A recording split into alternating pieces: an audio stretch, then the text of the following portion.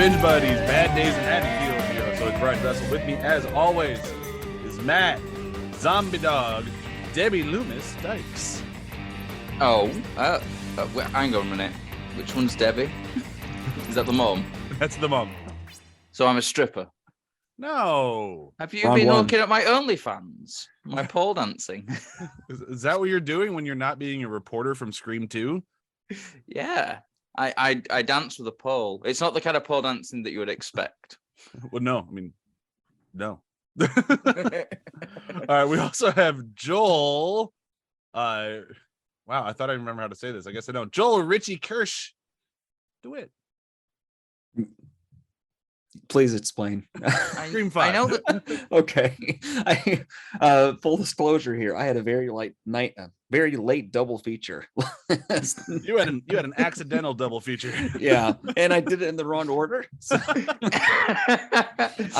go figure, guys. Having 3 different Halloween movies with the same name is going to be a problem for me. Like the fact that we'd even joked about it makes it better. So for cards on the table, everyone, before we started watching this movie, Joel asked the question, which Halloween are we watching? And I thought it'd be really funny to say, Joel, we're watching Halloween, not Halloween, and most certainly not Halloween, and thought I was being very funny because they all have the same name, but it led to Joel watching the wrong Halloween.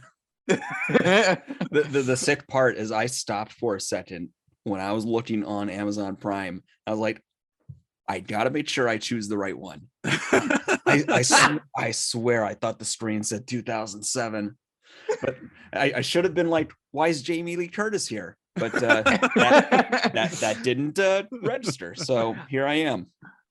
I like how you got all the way through it before, and then started watching the second one before you realized as well. So you even will have seen directed by David Gordon Green or something, and not Rob Zombie. At that moment, it really should have been, shit. There's a reason why the first 20 minutes of the 2, I was like, what the hell is happening? You know what? I think that's a double feature we should all try one day. Watch Halloween, the newest one that's just called Halloween, and then watch Rob Zombie's Halloween 2 and just see what kind of a viewing experience that is. I mean, it's this really out there like sequel that takes place the night after the original, and they're really going back on him being a brother thing. I'll share my extended thoughts next week. Mother of God. But yeah, so no, we're here talking about 2007's Rob Zombie's Halloween. I've been hinting for a while that out of all the Halloween sequels, this is actually one of the ones that I somewhat enjoy. This would probably be the harshest rewatch I've had. Like I've seen this thing a few times now, and maybe I just wasn't in the mood for it. But watching it the other night, I'm like, it's not a bad movie. It's just not a great movie either. Like it's just sort of fine, which is not what you'd expect. But that's not what you'd expect from Rob Zombie. Like Rob Zombie swings for the fences, and he did for this one too. But still, at the end of it, it's like it's fine. It's really got like a film school attitude to it, which is both kind of fun and also kind of like grinding at points. But that's my take on it. Joel, you're the most freshest watch, having done it at midnight last night. What was your take? I actually enjoyed this movie. I am okay with the liberties he took in this first film, because I think so much of this movie is actually rooted in sort of retelling the original Halloween in a lot of ways. The skeletal structure of that first film actually is pretty deeply embedded in there. I found interesting the way he tried to create sort of the origin story more explicitly in this movie, whereas the original series, it was just, here he is, he's a force of nature, and then we're going to back up into the sort of familial stuff. So I enjoyed it. I put it on the good scale. I do kind of agree. It does break the convention of either really great or really bad Halloween films, which I've come to expect. But yeah, I think I'm probably going to be the more glowing person of this. Well, don't worry. We got next week to go back to that really bad scale. Matt, what about you?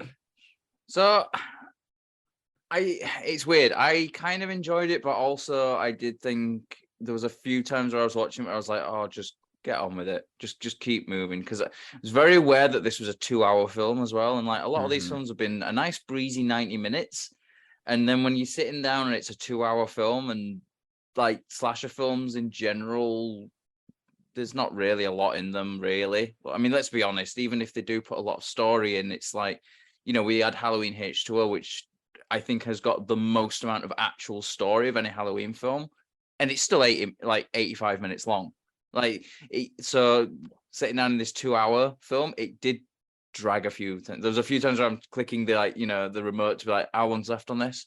Oh God, there's still another hour of this to go. I agree with that. There's definitely some fat that could have been trimmed from this movie. But when you're saying there's another hour left to go, the last hour is just the original Halloween. Yes. Yeah.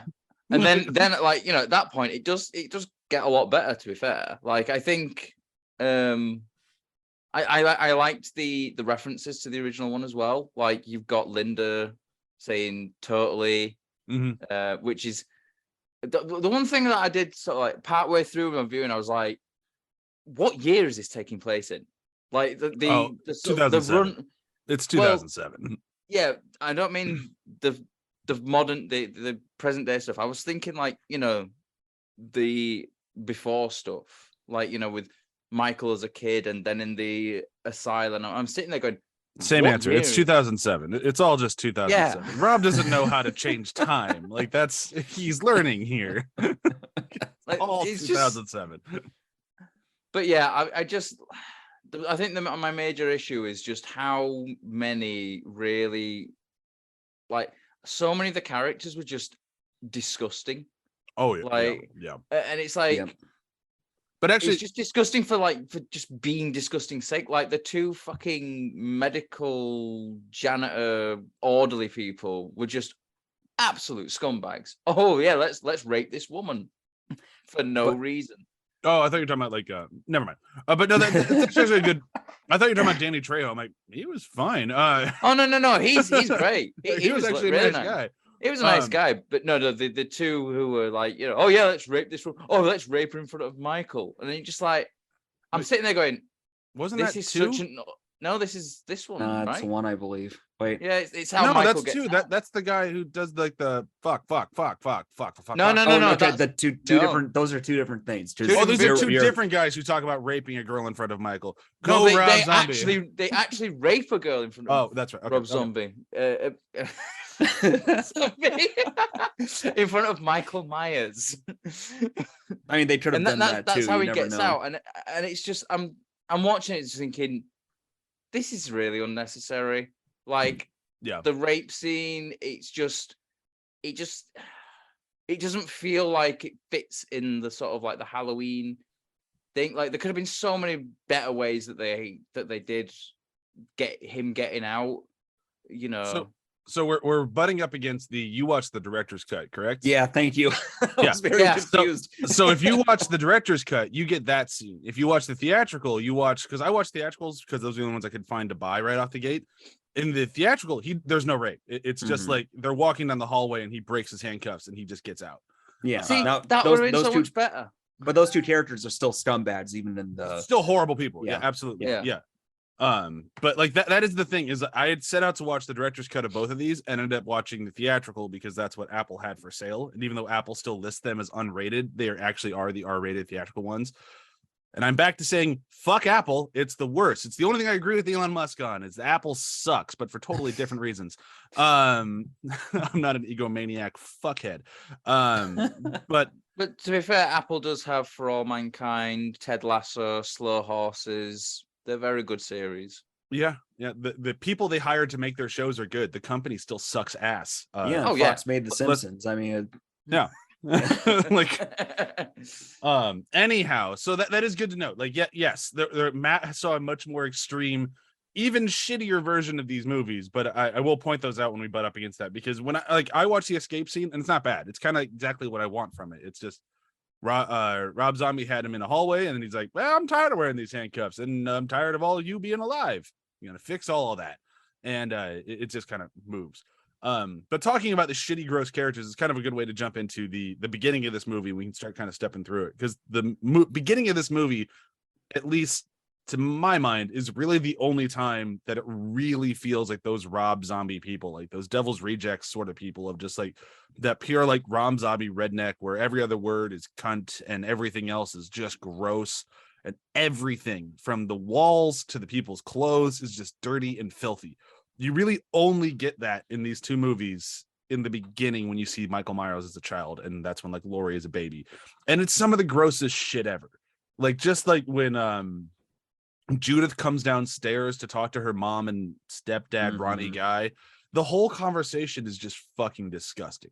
Like the way they all talk to each other is gross. You have the guy at the end going, she's got a nice dumper on her. It's like, God, this is just disgusting. And I say that with a whole bunch of love for William Forsythe. He actually is a really good actor. Like he makes you hate that guy, and he only has like 10 lines. But it does just make it kind of not fun. Like the first movie in these three movies jammed into one movie is probably my least favorite out of all of them. I don't like the redneck family. I don't really like seeing that much backstory on Michael. Like I get it, but Ryan even sent us a review of this where like telling Michael's backstory kind of destroys the myth. I don't disagree with him there. All that said, I think the kid was a good actor, so I'll give him that much. But otherwise, I'm not a big fan of that opening stuff. But what were you guys on it? Like, do you like the beginning before he starts going a little nuts, or no? I really don't, and I think I agree with Ryan on it destroys the mythos thing. Like, and what we see of Michael in like Michael's family anyway in the original one that John Carpenter did is he's just a regular kid that's like flips, and I think that works better than he was abused and stuff like that, because it's just it's playing into the standard serial killer kind of trope, because there's a bunch of serial killers that they were abused as kids, and there's arguments of whether or not that abuse caused them to be serial killers. It's like, well, no, it's specific things. It's like the abuse plus this plus this plus this, and I think the film is trying to make the audience think, oh well, actually it's just the abuse that's done it, really, with the way that it's portrayed. And I know we have Loomis saying that it's a perfect storm of environment and the personality, but the film isn't showing us that, really. It's just like what it's presenting to us is that Michael's just being bullied by his dad and just flips out and kills him. And that's not Michael Myers to me. Michael Myers is, I think there's even a line in the second one where someone says, are you saying that Michael Myers is like a shark? Well, yeah, he actually is. The Michael Myers of the original film especially is just a shark. He's just, what's going on? Oh, over there. Oh, there's some teenagers I can kill. I'm going to go kill them. And it's like, this film is trying to make something out of that, which I think it kind of crushes it. Like, not crushes it. It changes it a lot. Yeah, a lot. It ruins the sort of, like you said, the mythos. And I'm trying to think of like, something different to what everyone else has said, because why not? But it is essentially, it's like, it's ruining the mythos of the character. I don't need to know everything about the character's backstory. And actually, I think not knowing like everything makes them more scary. It's this sort of, it's that classic Hollywood thing. And it is kind of like a classic Hollywood thing, especially when you see the remakes that they do of like French films or Hong Kong films, where they have to explain everything. And it's just like, well, no, you don't need to explain everything. Just we can sort of like, we don't need to know everything that's going on in this character. We don't need to know every single motivation behind every action. No, but it leads into the conversation that I think is actually a really interesting one that this movie brings up, which is like is the horror movie scarier when it's more of like a myth sort of thing, which is like totally normal kid who snapped? Or is it scarier when it's more like what you'd expect in like down the street in a bad neighborhood, where it's like, no, this is what could actually be happening? Like, so I think like it's a really weird place to be, where Rob Zombie is making the more grounded, realistic movie. But that's kind of what I think they were going for, of like, the normal kid is most likely not the kid who's going to snap and murder his sister and then like turn into this crazy killer. The kid who's abused in the trailer park down the road where everyone makes fun of him because he has feelings is more likely to brew that sort of person, at least looking statistically. So I think that's the idea behind Rob Zombie trying to make this more grounded and realistic, which is just not in Rob Zombie's wheelhouse, which is why we get such a bananas movie. But it is kind of an interesting take on it. So whether or not I like it, I don't think is really the point. I think it's just that it's kind of an interesting way to approach it. The problem with trying to make these films grounded as well is the character of Michael Myers is not a grounded character. If you want to make it grounded in reality, you know, they still have him getting shot and beaten and everything and being fine. Like, you know, but he's also 10 times bigger in this. Like, this to me is the scariest version of Michael. Like the other Michaels, I feel like I could kind of worm my way away from. This guy's like a tornado in a person. Like, if you're even within 10 feet of him, you're completely mincemeat. It's not like, oh, I got stabbed, I might be able to run away. It's like, no, I am fucking dead. Like, he makes sure of it. This is the first of the movies where I thought to myself, oh my God, they didn't actually kill a child. Yeah. You know, I mean, because there are a few spots where he will be butting up against a child by himself and he'll sort of stare at him and then they'll linger on it just long enough where it's just like, oh God. And then they finally pull it away. It was just like, oh, thank Christ. I can move on from that. But they even did a good job establishing that, like, that thing in the movie. Like, like as many shots as I want to take at this, like nearing the end of this, like we'll kind of get into the kills now. So when Mini Mike is a kid, he eventually kills his bully with a tree branch. It's a very, very brutal scene. Like, the kid begging, like, really sells it in kind of an uncomfortable way. Mm-hmm. But then later that night, when the night happens, like the one from the original where he kills his sister, he actually kills way more people in this thing. He kills his stepdad, kills the 12-second man, lasted longer than 12 seconds this time. Go, buddy, you're doing great. Then he also gets baseball batted in the head. But like throughout those kills, like it's lost the word and then I lost my point. Brutal is like a word for it, but it's also different. Like, it's not brutal in the way of like the original, where in the original it's just like, it was almost, I dare to use the word, joyous in the kill. Like when he's killing his sister, since it's at POV and it's just staring at the knife of like, yeah, look at me go.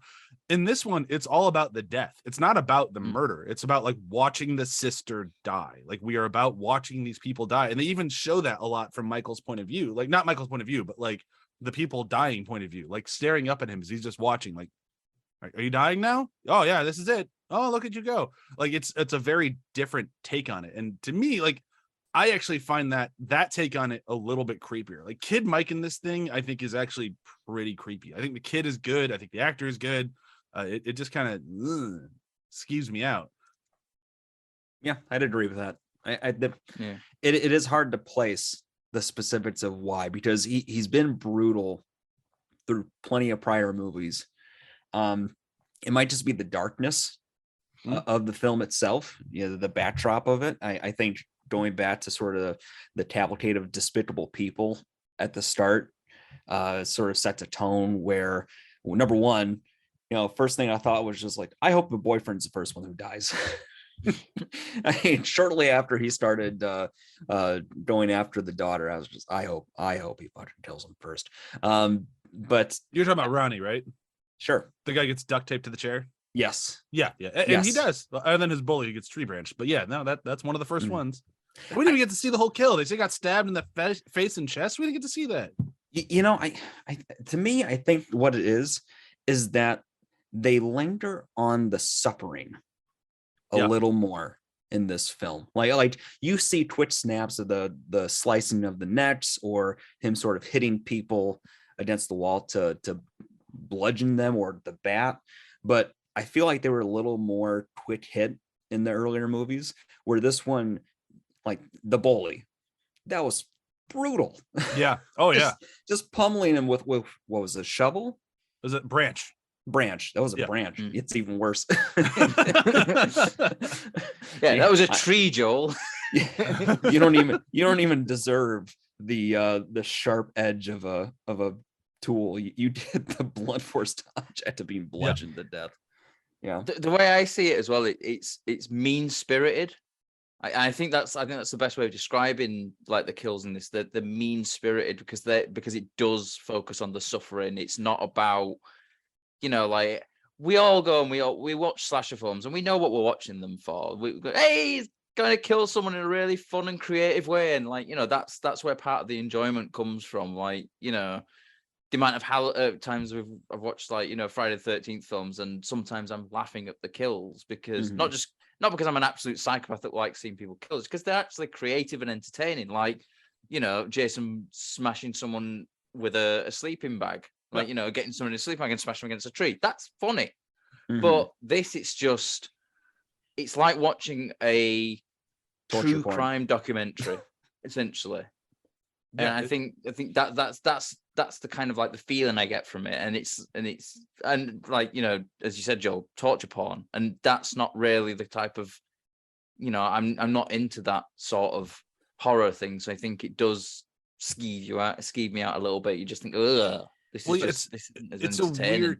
It's a weird take on torture porn. It's a slasher version of torture porn, which isn't really a thing. And Rob Zombie really tried to make it a thing here. And granted, this is 2007. That was kind of the flavor of the month at the time, so that kind of makes sense. Like that's what people were looking for. Because Hostel was 2006, was it? I want to say, yeah. And then the Saw films were around that time as well when they first started. So that was kind of like the horror, like you said, flavor of the month. Yeah, I think mean spirited is a very good description for this, actually, because if you think about the details of some of these kills, number one, Michael Myers, he is like groaning and yelling as he's doing these things. So he's like expressing and emoting in this film like he hasn't in the past. And then these kills, it's not just like a stab or two and we're done. It is like born out of anger. I'm going to repeatedly stab you. Oh yeah. To where you're a pincushion, it's like I'm gonna slam your head against the wall, not just twice, 7, 8, 9, 10 times where you're a bloodied pulp. Yeah. Oh yeah. Like one of my notes is literally Michael went all Negan on the boyfriend, where he's with the baseball bat and he's just hitting him and hitting him and hitting him until there's no head left, essentially. Yeah, and that sequence is brutal. It's all brutal, but the thing that I dance back and forth with it is like, do I like the take of the mental illness with the Michael? Because like after he gets done murdering the family, and now we're in like the institution where he's there with Loomis, and I actually really like Malcolm McDowell's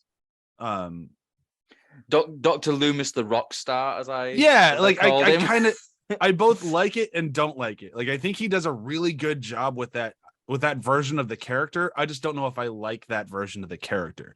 But I think the actor, he's got the leather jacket and the long hair, and it literally looks like. See, I love that version of the character. No question on that. Like I wish that was him the whole way through. But like he is a character that like there's growth, like both negative and positive. Like he gets better in some ways and worse in some ways, and that continues on to the next movie. And I think like his character makes the most sense in the next movie of like how he went from A to B. And I mostly credit that to the actor. I think he did a really good job with it. I just don't know how much I like his character, but I do like his conversations with young Michael. Like I like the way he bounces off of him. Like the whole like, well, you murdered your family. I didn't do that. And just that look of frustration of like, how the hell do I get through to this kid? Like, no, you did. You definitely did. And like that moment where the kid is just screaming like he wants to go home, like you actually feel like sympathy coming from him. Like I know you do, I know, but you can't because of what you did. You did what did you say? You did terrible things. Yeah, like you did terrible things, but then literally goes, "It's okay." Well, it's not okay. No, but but you don't. I get that it's as okay as it can be right now. Yeah. And just also when you have a child and mine have not gone to full scale murder, but even not yet. When don't put that evil on me. But you got a child, and even if they did something wrong, if they start sobbing and inconsolably sad, if it's not something serious, you might bring them in and be like, it's okay, you're still in trouble, but it's going to be okay. Just as you go into that sort of parental mode of trying to console them, even if it's okay. Like I remember, Oh, I like get just it's different, but like I remember when I was like 18, I got into this horrible car accident, and like I was freaking out on the side of the road because I just wrecked the car, and the firefighter came over to see if I was okay. Like he looked at everything, knew it was my fault, and that I was fucked, but he's like, "Hey man, in the long run, it's just gonna be a memory. It's all gonna be fine." And it's like one of those like, yeah, you're in trouble, but it's all gonna be okay. And I think Loomis really sells that in that sequence of like, yeah, man, you're here. Like this is your life now, and that sucks, but we're gonna make it as okay as we can. Mhm. And I really do like that moment. And it's one of the last moments we get of like sympathy in general in the movie, except for the one time like way later in the movie where Michael's trying to look for sympathy from his sister and it just goes horribly wrong. But I like that, like when the whole thing's ending, I like the turn into like, oh, he's actually becoming legit Michael Myers now. And it's like Matt was talking a moment ago about how like kills can be like interesting when they're done creatively and they can be funny. They get one in this movie, and it's not because the kill itself is funny, it's because the setup is funny.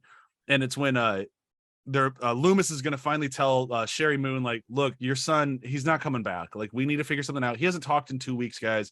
We need to go hash something out. We need to start coming up with a new plan. And as they go to have that conversation, they leave Michael with a nurse who looks at a picture of him and his baby sister and goes, oh, cute baby. And she does this extremely comical, slow, I am going to turn my back on you now. I know, like I even made like, where the hell? I've got a note somewhere that basically, oh yeah, nurse turns her back on Michael. She deserves to be stabbed with a fork. My note was, I'm gonna fully turn my back on you now, and why is there a fork in my neck? Did it strike anybody else that Loomis referred to her as nurse instead of an actual name? Yeah, nurse, come do this. And it's like, oh. Nurse victim. Come over here. Nurse stabby neck. Like it's like the only kill in the movie that legitimately makes me laugh, and it's only because of that slow turn, just like the I am going to take my eyes off of you. Mm-hmm. Mm-hmm. And I think it makes me laugh too as well, but it makes me laugh because it's just no fucking way would that person ever do that? Like, no. you know, no. This if kid they have any brutally idea, murdered people. It Yeah. wasn't like he accidentally killed some guy. It's like, no, he was very intentionally murdering the fuck out of 3 people. Like, and there's no way they'd even give him metal cutlery. no. Like he's getting plastic stuff, which if he's tried to stab your food, it's gonna break. Yeah, like you have a particularly stuffed piece of steak, that fork is just breaking when you try and stab it. He's getting a blunted plastic spork. Like that's his silverware from now on. But except for the one time where he got a fork and he made use of it. Poor nurse. I'm gonna go ahead and say fork is not an optimal thing to use for corn. No, that's also true. Yeah. It is great for neck stabbing though. Oh yeah, you think about it, you know, if you stab someone in the neck with a fork, you've got 4 puncture wounds for the blood to spray out of. It's aeration. It's okay. He's just aerating her neck. Yeah. Oh, she was choking a little bit. I did a tracheotomy. But like when you look, it's not like he's stabbing her a whole bunch. Like in that security footage, he's just like using the fork as a joystick. He's just like moving it around. It's like, oh God. Which to me sucks. that's worse, I think, because I can so almost like, you know, picture feeling that fork moving inside you. It's like, you know, that's the one thing that kind of grosses me out a little bit. But like, you know, that's just from like, you know, when I had my gallbladder, I needed a drainage tube put in. So, and whenever I moved my body, I could feel it inside moving. And every time I was like going, because I could feel that thing moving inside. And it's just like, there's something a bit, I don't like that feeling. Although tube is better than fork to the neck. Anyhow, so now that we've well, Matt, there's an easy way to find the answer for this. Go get a fork and stab yourself in the neck. Yeah. Well, not yourself. You need to find a willing friend. Yeah. Hold on. I'm going to do an experiment. It's for science. I'm doing it for a podcast. Let me just see how when I can get a flight to LA. Brian, got a favor. Oh, I'm busy that day. Anyhow. So now we've kind of said goodbye to Kid Michael, and he's grown up into just an absolute tree trunk of a man. who still likes making masks, which like the first time I saw this, I kind of hated it. Now the second time I'm like, I kind of dig it. Like it's weird, it's quirky. They don't really delve too much into it other than he likes hiding himself. I'm fine with that. It's enough an explanation, and it gives kind of like a fun visual cue of him like making these masks. I'm into it. I think you can also infer a bit of obsession through it too. Like you think about even criminals struggle with like solitary confinement, right? Yeah. It's like the worst punishment you can give them because it's the complete isolation and you're not able to do anything other than sit. And if Michael was in that situation where, number one, he saw his personal self different than on the masked self. Yeah. And you, after a while, you just see yourself as mostly just on the masked self. It becomes that kind of Batman thing. Like, is Bruce Wayne really Batman acting as Bruce Wayne, or is it Bruce Wayne acting as Batman when he's out there? I mean, that depends on which movie you're watching. The Robert Pattinson one. That is just Batman. The Batman. Yeah. Oh, absolutely. Maybe I'll watch that someday. It's interesting. It is pretty good. It's no, this is a very good film. You should definitely watch it. It's just long. It's just way too long, but it's worth it. You're not selling me on it right now. Just watch it in multiple viewings. It's pretty clear when you can take a break. Like they make it like, oh, this would be a good moment to walk away from it. Yeah, it's pretty obvious. I would think it's not as obvious as like Justice League, where it's like chapter 2. But close enough. All right. So now that we have grown up Michael, we got to get him out of the hospital, which if you're watching Matt's version, involves horrible disgusting Whoa. Don't call it my version. I didn't create that. If you're watching the zombie dog special cut. You're watching the zombie dog approved version. Black label Halloween. That's where you're at. If you're watching the one that Joel and I did, it's just, it's just a little violence, little friendly violence. But he gets out pretty quick. But I do want to, before we move too fast on it, we do have this really fun relationship between him and Danny Trejo. Danny Trejo is clearly just friends with Rob Zombie and just kind of did this fun part where he's the nice guy. He's the nice ward who's been taking care of Michael since he was a kid. He's always really nice to him, calls him Mikey, always apologizes for having to like lock him up. Like, I'm really sorry about these chains, Mikey. So when Michael's getting out and he runs into Danny Trejo, you have that moment of like, is this a sympathetic version of Michael Myers or not? I guess we're about to, no, it's not. Nope. There goes Danny Trejo. Yeah. The second I saw him, my initial thought was, I worry for Danny Trejo's safety. I mean, like, people are always talking about how like Sean Bean dies in his films, like it's always dying in films. Danny Trejo is literally brought into films to be killed. Yeah. Like, yeah. I can't think of any film apart from Machete where he doesn't die, and that's only because it's the only one that he stars in. I mean, I'm sure when he's a comedic character, he doesn't die in them. Like when no, it's a TV show. Like Brooklyn Nine-Nine, he doesn't die. But that's different. You sure? Actually, no, I'm not. Does Rose's dad die at some point? I'm trying to remember. Probably. But that'd be way later in the show, so I still don't count it. But yeah, essentially, he was brought here to die. But he doesn't. He is such a good actor, and I think people kind of forget how good of an actor Danny Trejo can be. But he plays a very sympathetic character. Like you get that he is a nice guy in this. I mean, I think his death is the one death where I was like, oh no, please don't kill him. Yeah, please don't kill it. Especially like I thought for a second that he was going to walk away, but then no, he goes and grabs the TV and smashes it on his head, and it's like, oh, he's definitely dead now. Yeah, and that's oh, okay, so Michael's gone. The version of Michael that the mom wished he was, he's not there. Yeah, or is he? We'll ask that question again a little bit later. It's okay. He escapes and he's going to go to Iowa and join Slipknot as their new drummer, and everything will be just fine. But first, he has to go run into a former cast member from Dawn of the Dead, which I always like seeing him. He's Peter from Dawn of the Dead, brilliant. As the first thing I saw him in, Keenan and Kel as fucking Keenan's dad.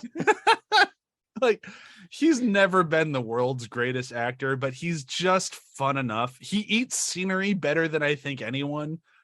Like, even like the way he introduces himself to Michael when he's really trying to like he's trying to take a shit, but he's wearing the jumpsuit that Michael wants to wear, so of course he's got to die. Yeah. But like, he's probably like, all right, fine, I guess I got to fight this guy. he opens the door, and like I don't want to ruin my quote for later in this movie, but just when he stares down Michael Myers, huge Michael Myers, terrifying mask, clearly looks like he's about to murder someone. He's like, "Let me introduce myself. I'm Joe Grizzly, bitch." One of the best lines in any movie. Then of course he gets just brutally murdered. Going back to like what Joel said earlier, like I could smash your head into this wall 5 times and you'd be dead, or 10 times and I can play with the putty that was your brain. And he definitely goes for putty. It's just like, Jesus, that kill is rough. Like the way it's shot is rough.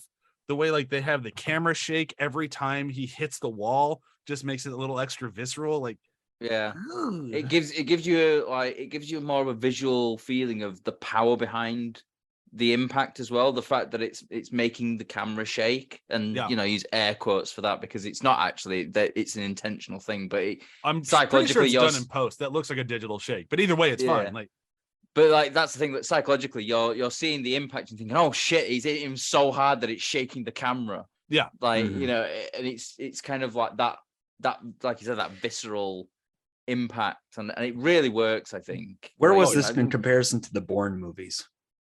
Like what time range? Around the time I want to say in between 2 and 3. Okay, because I feel like that was another like of its time thing. The shaky cam. Yeah. Oh yeah. Yeah, I think Supremacy was 2005, and then Ultimatum was 2007. I think. Because I know I was in my first year of university when Ultimatum came out, because I remember seeing like a screener of it. So this would be around the same time as the third one. Yeah. Roughly. Yeah, like around within that, a year or around two, that time. Yeah. But it's completely in that sort of that shaky cam action footage kind of thing, which what they do in this film is not too bad, but the next one they go way over the top with the shaky cam. There's like one of my notes is literally like, stop shaking the camera. I don't know what's going on. The next one is over the top in every way, shape, and form. Tune in next week for that thing. But I do like one of my next notes coming up was one of my favorite ones, which is, "Hey, I know you. Aren't you from Halloween? Can you guess where we are in the show?" I love that Rob Zombie brought her back. Like the way that we're talking about Daniel Harris, who plays Jamie. Gotta get these fucking name right. And now Annie.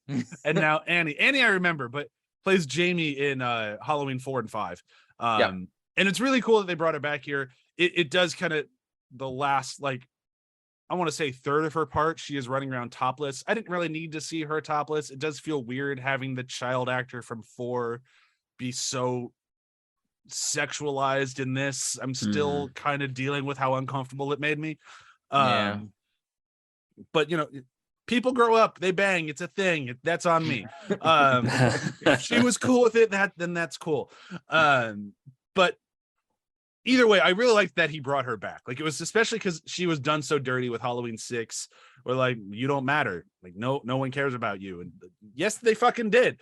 So they brought her back here. They made her one of like the famous characters, and they let her live. And like, there was a lot of really cool things they did about having her in this movie.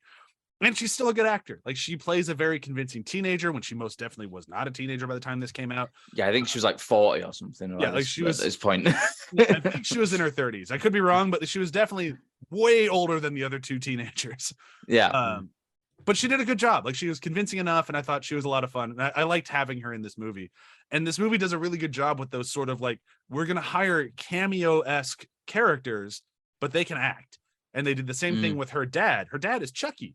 Brad Dourif. He's an exceptional actor. Such a good actor. I love whenever he pops up, because he's got that sort of, and I don't mean to like insult the actor, he's got a weird look to him, and you never know when he actually shows up. Like, there's always something you always think, oh, there's something a bit off and creepy about him, but sometimes they sort of like play into that, and then other times they don't. And it's really it's quite nice when he does show up, because he is a good actor as well, so he's able to play with that sort of is he going to be bad guy? Is he not a bad guy?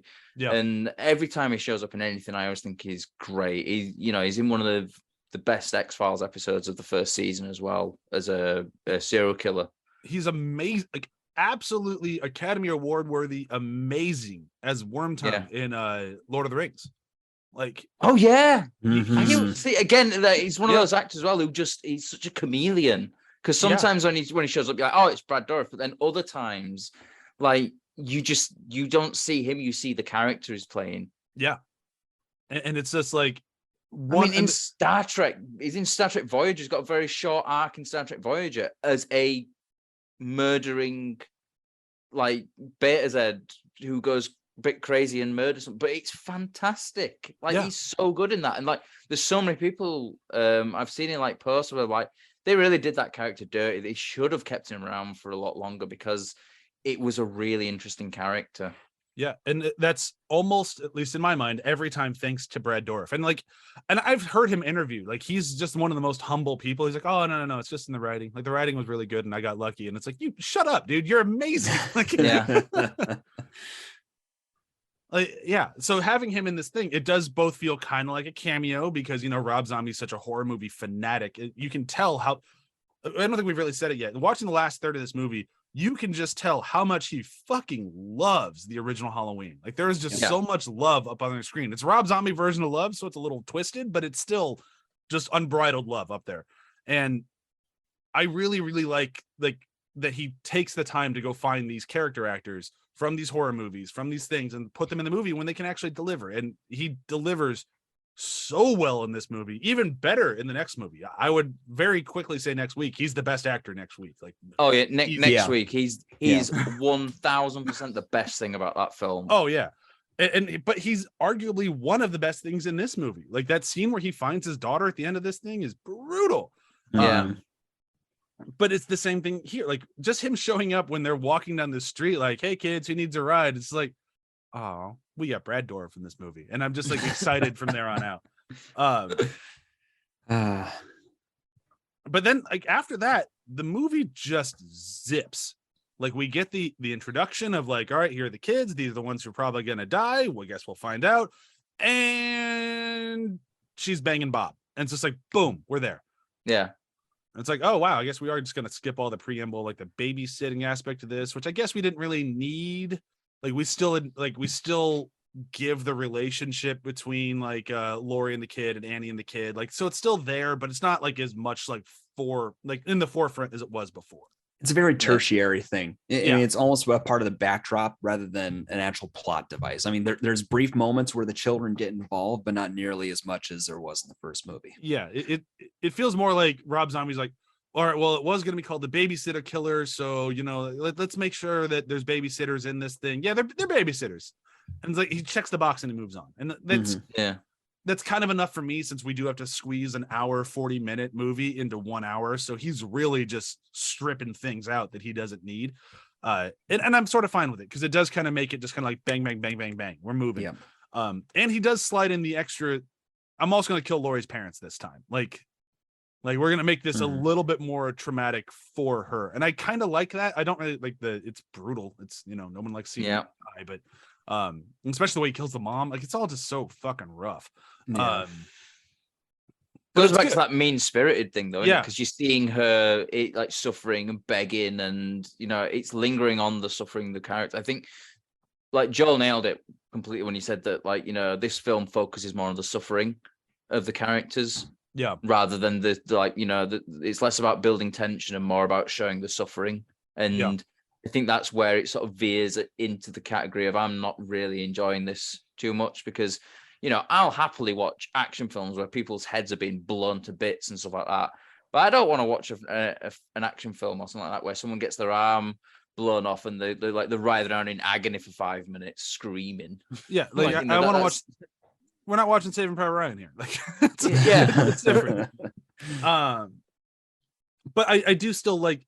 It's weird because I'm going to kind of change my tune next week, but I do still kind of like even though it is that more violent, more mean-spirited, it still works for me in this world of this movie specifically. I think it still kind of works. And by having the idea that Michael knows she's his sister, and like, we're leaving that up front, it does make for those kills of her parents. Like, that extra anger makes sense because it's personal to him. Like, we didn't really have that in the first movie. Like, it was supposedly there, and then they kind of flirt with it a little bit. But in this movie, it's like, Michael liked his little sister. That was the one thing they made clear was that he was okay with baby sister. So these people who try to take baby sister away from him, they gotta fucking go. And it makes that sort of like extra visceral kill make sense story-wise. So like that's why I think I'm still kind of okay with it, because he's mad at them. And I'm like, that's kind of cool in a weird way. I don't know how much to give to it, but either way, back to Bob and Linda. Wow, that's Bob's Burgers. All right. Bob, and now I'm forgetting her name because I just want to say it is Linda. Is it Linda? It is Linda. I'm sure it's Linda. Have you guys seen the? Has that never clicked for me before? Have you guys seen Maybe the Mario movie Bob's trailer yet? I've seen the first one that they did. Okay, there's a point where Chris Pratt says, "Mushroom Kingdom, here we come." Somebody juxtapose that with a animation of Linda from Bob's Burgers. and it tracks way too much for my comfort. Oh, I'm gonna need a link. I'm gonna need a link. Yep, I'll find it. But anyhow, so now we're in the night. Bob and Linda it's basically the first movie again. Like this is the exact sequence that we saw before. The totally girl is gonna get killed. Like Bob even gets pinned to a wall like he did in the other movie. Yeah, it's all very fun. It's very cool. They do the ghost sheet thing. Yeah. I like what they did with the ghost sheet thing though, because they have Bob is gonna do that, and then it's like Michael then does it because he saw Bob doing it, go, oh, this is an idea to sneak up on. I kind of like you know how they flipped with that a little bit. Yeah. I literally one of my notes is, oh, Bob's doing the ghost sheet thing. Yeah. Oh, and then no, he was attacked by Michael. It was Never very mind. like, they did the spooky ghost. Yes. But yeah, he even like, you know, he gets stabs him to the wall, and then he even does the long lingering just kind of stare as he's you know what he does to Bob in the first one. Yeah, and that's kind of it's just like a nice like nod. It's an homage. Yeah, and then after that, it's just kind of that's just kind of it, isn't it? Like he kills them, and then he goes and attacks Annie, and Annie's boyfriend, right? Yeah. There's another guy there, wasn't there, that he got killed? Yeah. I'm kind of forgetting some of the red shirts in this because they like if they weren't the story ones, they kind of just went gone. I think he kills Bob and Linda before he kills Laurie's mum and dad, actually, because they die quite early on. Yeah, they die really early on. You know, that I think you're right, because the reason why Bob and Linda are sort of collateral damage is because, you know, what's more fun than having sex in a haunted house where there's a serial killer? No, because they set up that house as like the spooky house. That's it, yeah, because that's it's the old Myers house, and because he goes there and he goes to get the back, like, and this is one thing that like it annoys me about these remakes. So they did it in Friday the 13th, and they did it in this one as well. And I'm sure that, you know, if they did a remake of Scream, they'd do the same goddamn thing about how they make a massive point about the mask. And it's like, oh, this mask means so much. And it's like, it's just a fucking mask. It's less scary when you try to make it mean something. Like, you know, they do it in this one of like, oh, well, it's the one that is the boyfriend who was wanted to have sex with his sister whilst wearing the mask, which I'm sorry, if anyone comes out wearing this creepy mask and says to you, I want to do it with the mask on, leave. Yeah, don't care if it's your house, leave. That's a hard no. I actually don't think this movie does it too bad with the mask, like the mask worship, because it's character driven, because he is mask worshiping. I think they do it way worse in the David Gordon Green ones. Like that one is all like the mask is God. Like that one, I think they do way too much. But this one, it doesn't bother me as much. Like it's just kind of like, oh, he found the one he likes to wear. And I think part of the reason why I'm more okay with it is because in the next movie, they're more like, fuck the mask. Like it's there, but who cares? So I think Rob actually agrees with you. It's just this movie, they need the mask front and center because it's a Michael Myers movie and you need the Michael Myers mask. Yeah. It's the whole, they actually try to give him a character arc in some sense, right? Yeah, it's not as bad as the Friday the 13th remake where it's literally you're in a loft. Oh yeah, and it's like a sunbeam just shining on it, like and he picks up like a box and it's just sitting there on its own. It's like, There was a fucking there was a sports equipment shed where he could have got it from. Yeah. But no, in this attic with the sunbeam coming down. Yeah. But it's just that thing that like it's another case of, oh well, this is what's so important about the character. Well, it's not really. Like, you know, these masks were never meant to define the character. They were always just a way that the character can hide their face. Yeah, and I think based on next week's movie, we do this all the time. Whenever we record 2 episodes, we talk about next week all the time. But based on next week's movie, I think Rob Zombie agrees with you. But we'll get to the next week when we get to next week. So we're almost done with this movie because after he kills Annie, it's basically the last 10 minutes of Halloween, but it's just again about 10 minutes here. So he doesn't actually kill Annie. Like for some reason, he just kind of beats her up and cuts her up a whole bunch and just kind of leaves her naked and bloody on the floor as like a trap sort of thing, I think. Yeah. If they were trying to go for that, I didn't catch it. I mean, that is one of the weaker moments of this movie for me, like, is that I didn't find the rationale for why he let her survive. You know, the only thing that really makes sense to me is that Daniel Harris was fucked over by Halloween movies and Rob Zombie felt bad killing her in this one, at least. Yeah. Well, because even the next one, she gets the most emotional death in any fucking Halloween movie. So like even when they do kill her, they like, this is a big deal that we're killing Daniel Harris.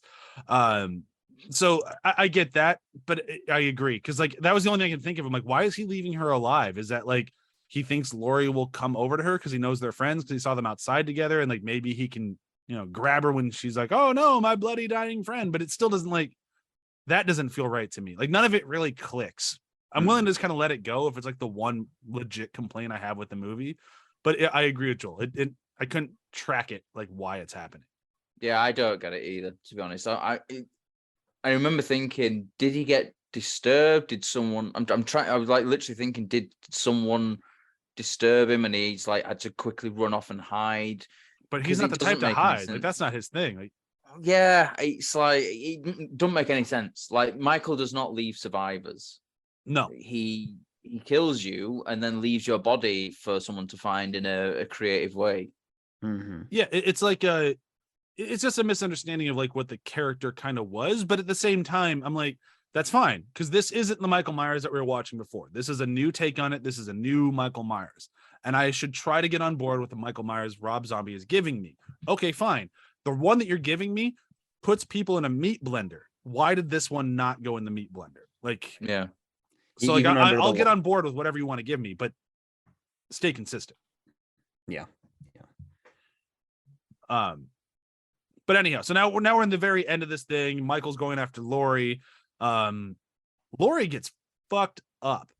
Yeah. Like way more than the first movie, but it's still not as like violent towards her as I thought it would go, like with the Rob Zombie movie. But it's very like believable, like injuries, like when she falls through the floor, so she's gonna crack her ankle. Like when she does stuff like that, she just gets really messed up. But it's one of the best depictions, I think, out of any of the movies we've seen so far, of someone legitimately fighting for their life. Like this guy is going to win, and I'm fucked. And it's that really great like cat and mouse sort of like, I need to do everything I can to survive. Before we dive too much into it, we should mention the incredibly awkward moment of, sister, look, picture. Yeah, that is weird. It's weird, right? It's so weird. It's like, and she's there just going, I don't know what this means. Like, yeah, that's fair. None of us do. Yep. I think that's why that scene works for me, is because they don't give her the connect the dots into, oh, I'm your sister. And then that would really break it for me. But I think the fact that like he is in the best way he can figure out how to do, just like point at the picture and say, look, that's you, that's me. You consider the character, and that makes sense to me. Yeah. And I like that they went realistic with her, because like when you're watching this sequence in a horror movie, what you're expecting is to get that really crafty final girl to go like, oh, you want me to look at the picture? Okay, well, why don't we figure this out? Like trying to do that whole like the final girl in Friday the 13th Part 2, where she's like, oh, I'm gonna pretend to be your mom. Like you're gonna have that moment. Just thinking of that, where she puts the top on. It's like, it's okay, Jason. Yeah. Jason, good boy, Jason. Like, that when you were saying that, like that's the first thing that popped into my head as well. But that's kind of what Amy, thank you. It feels like that's what they're teeing up here. And you get the way more realistic thing of like, why are you showing me a picture? Like, you just murdered everyone I know, and then you knocked me out and dragged me into this crazy, creepy house thing. What the fuck is going on? With my dead friend behind me as well. Like, but that also it's a setup for a really great moment too, where she tries to sort of pretend that she's going to help him, and then just completely grabs the knife and just right into his shoulder. Like, for my money, she is pretty close to Jamie Lee Curtis in terms of how she performed here. It's her own take, because Jamie Lee Curtis was a little more almost badass, and she in this movie is outright terrified and just scrambling to survive, and it's that sort of being cornered and finding anything to get him out of here that I think works really well, because it feels very grounded and believable. And that, I know that's strange for a Halloween movie to say, but that moment, her acting and what happens to her made sense. Yeah, totally agree. It's a shame that apparently Jamie Lee Curtis is so mean to this actor. Apparently she's just a real dick to her all the time. And it's like, why? I mean, I get it. She made fun of one of your movies, but at the same time, like, chill, dude. But either way, so that the whole scramble fight for your life sequence happens. He tackles her out a window. Oh no, we forgot Loomis shows up at some point to try to help. Loomis in the back of this, he doesn't really play a part in this like he did in the original. Like, they try to have him there, but it doesn't quite work, I don't think. I think like the weirdest scene as well is the scene where he goes to get a gun, and it's like, I'm sorry, if I'm that gun store owner, I am not selling this man a gun. He's so erratic, and he's just like, it's just like, oh yeah, just give me whatever's gonna kill someone. Yeah, and it's like, yeah, I'm not selling you a gun. Yeah, probably not. But this is Haddonfield, so yeah. I mean, we've had a movie where the police were basically just a cavalcade of rednecks. I mean, do you not remember Ryan's favorite line of "Shit, Earl"? That wasn't the police though. That was the posse that. Oh, that's true. All the police were dead. That's true. One thing I do like, I'm speaking to two people who are from Illinois. I'll say it right. That's right. Two people who are from Illinois. Are there many outdoor swimming pools in Illinois? Because I feel like that they would just freeze over pretty fucking quick. Oh, there's enough. Yeah. Okay. Yeah. I mean, all you falls into that pool, and I'm sitting there thinking, is there going to be any outdoor swimming pools in Illinois? Oh yeah, there's quite a few. Yeah, it's just you have to like winterize and put a bunch of attention into putting it away. So so boiling water essentially. Yep. Sure. Yeah, that'll do it. But either way, so Loomis shows up. He gets his head kind of cracked a little bit. He gets himself a good headache. But he survives as well. It just kind of, they fall out a window together, and she shoots him in the face, screams a whole bunch, and the movie ends. Like, that's. I found that pretty powerful, actually. Yeah, it really kind of takes a cue from like French horror films, where it's like, for a period of time there, like most French horror movies ended with a woman standing usually in a field or some sort of outdoor area, covered head to toe in blood, just screaming her head off, and smash cut to directed by. This one did basically the same thing. Like, it's just like, oh God, you're in this moment and it's over. It reminded me actually of Man of Steel, when he kills Zod and he just starts screaming. It's just, to me, I took it as like the horror of realizing that you're capable of doing that too, and you did it. You know, even if it was for my only issue with the ending really is that like the stuff in the house just seems to be going on far too long. Yes, it went on and on and on, and I'm there, especially when Michael has got that piece of wood or whatever it is, and he's smashing through the ceiling. And I'm like, okay, I get it. He's smashing through. Just can we get on with this now? Because this is just like, I swear to God, it's like a full minute of him just going, with the piece of wood through the roof, and I'm like, fucking hell. But that is the moment where I thought, like, okay, we can wrap this up, because each of those individual sequences of him trying to kill her are pretty damn good, right? Yeah. Mm-hmm. I mean, that moment in is a very tense, good moment, but it is after 3 or 4 different other sequences of this chase that was just like, okay, we can pare it back just a little bit. Yeah. This was a Rob Zombie did a good job directing a lot of sequences, and he couldn't figure out which ones to get rid of, which is a bummer. But that's kind of what it feels like. I also wonder if there's like some 4-hour cut of this out there somewhere. Like I feel like it wouldn't be that much of a stretch to think he just totally shot the entirety of the original Halloween and just had to cut a lot of it out. Yeah, that's not a 4-hour film I want to watch. No, I don't think so either. But it wouldn't surprise me if that was a thing that existed out there. But I think we've kind of covered it. So the one last note that I'm going to throw out here, just because I need to, with how much like young girl nudity there is in this movie, seeing the Weinsteins pop up at the end just makes me go like, oh yeah, seeing the Weinsteins pop up at the end, it's just like, oh, that's why. No, that makes a lot. That makes sense now. That's why Danielle Harris had to be naked for like 20 minutes while she's getting murdered. Like, good Lord, guys. Yeah, and that's why the actress who played Linda was naked on screen probably majority of the time she was actually on screen. Yeah, like, ugh, yeesh. Now let's talk about favorite moments. So I gave away my favorite line with the introduction from earlier with Joe Grizzly Bitch. So I'm gonna go with a different thing, and it's gonna be kind of a cheat, but I'm gonna use it because we didn't really talk about it in the episode. And I'm gonna go for just like a general blanket statement of Michael stalking is my favorite moment, because we've really lost that in the last couple of movies we've watched.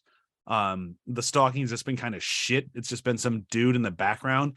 And this one I actually felt like I was looking for him again. Like, and that was kind of fun of like, oh, where is Michael? Like, where is he hidden in the frame? And then every now and then you'd see like his leg move, and it's like, oh, he's already there. You're already fucked. And that was really kind of fun to bring that back, because I hadn't had that since since Halloween 4. So there's been quite a few movies since I really enjoyed the stalking, and it was back in this, and I think it was done really well. So that was my only problem with the stalking is when Michael just suddenly appears in the Wallace house, and it's like there's no real. Like, there's no way that he could have got in. You know, he has not broken in because they would have heard something. He's just suddenly randomly in. Like, I just assumed safe middle America, they left the door open. Yeah.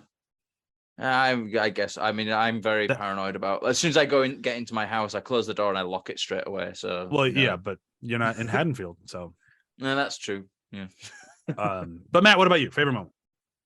Hey, buddy, just to give you a heads up, I got a Taco Supreme talking back at me, so I'm going to be a while. So do you mind waiting somewhere else and let me pass this beast in peace? I want a Joe Grizzly movie. I fucking love the character. He's in it for like 2 minutes, but to be honest, like that guy, I can't remember the actor's name, but every time he shows up anywhere, I love it. He's so good. Like you said, he's maybe not the best actor in the world, but damn, is he fun to watch. Yeah. He was some much needed levity in a very dark movie. Yeah. Oh man, I'm Joe Grizzly, bitch. That might make like the final wrap up and like my favorite quotes. Like that might make it out. Oh, we need a t-shirt of that. His face. I'm Joe Grizzly, bitch. You get so many people like, what is that from? Like, I know that. What is that from? Rob Zombie's Halloween. Oh, why do you own a shirt from that? Because I'm Joe Grizzly, bitch. All right, Joel, last but not least.